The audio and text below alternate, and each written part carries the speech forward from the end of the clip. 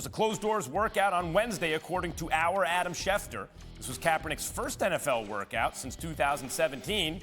Kaepernick last played in the NFL in 2016 for the 49ers, the same year he started kneeling to protest social injustice. In August of 16, Colin Kaepernick sat during voluntary participation, supposedly in the national anthem ceremony before a preseason game. He did it as a reaction to law enforcement's interaction with communities of color.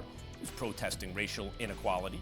He kneeled during the anthem throughout the 2016 season, filed a grievance against the league in 17, and then yesterday, as mentioned, had his first workout with a team in a half-decade. Three-time Super Bowl champ Teddy Bruschi and our NFL reporter Jeff Darlington with us now. Jeff, what do you make of Kaepernick's workout with the Raiders? Well, at this point, it is just that. It is a workout. And this is something that happens across the NFL with players at this time of year where they are sort of given a chance behind closed doors to show what they have. Obviously, when it's Colin Kaepernick, that workout comes with significant magnitude. This is the first tryout, as you said, since he was cut from the roster back in 2017. So it is now a scenario for Colin Kaepernick where if he can impress and the team signs him, he certainly has ownership's endorsement. Mark Davis has been one of the most vocal people about making clear that he believes that Colin Kaepernick deserves a place in the NFL, and now it is his team that is giving Kaepernick that chance. Yeah, this highlights the in broad daylight, outrageous injustice of the past half decade, I think. But at least, Teddy, now you can say this for the Raiders. They are, at this moment, less disgraced than the rest of the NFL. But if things were to work out with the Raiders, Teddy, what would you think? Like, how would you predict he'd be accepted in the locker room by the team? Well, I don't think acceptance by the players is a problem. I mean, I think if this were to happen, if Colin Kaepernick showed in that workout to Josh McDaniels and the Las Vegas Raiders coaches and whoever was there that he's capable, I think Josh McDaniels' next step would be to go to Derek Carr, go to certain leaders on the team and say, this is what we're thinking. What do you think? If they're actually serious about bringing Colin Kaepernick in.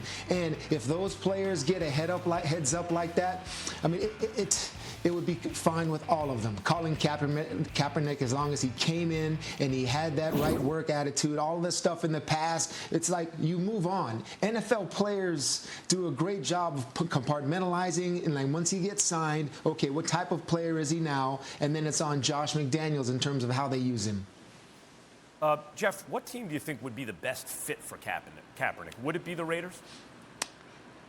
Well, at this point, it's the Raiders because it's seemingly the only fit, the only team that is showing that level of interest. What we need to remember, too, about Colin is that suggesting what his best fit is might be a difficult prospect at this time without literally knowing what he's made of. Again, he hasn't played in the NFL since 2016, really. He was cut in 2017, and really it was 2 seasons before that he was playing at that starting caliber level. So until we know what Kaepernick has, until we can see him perhaps in a Raiders uniform, will we be able to tell whether he has the legs to be the type of option quarterback that we remember him as? And then could we say, yeah, that makes sense in Seattle?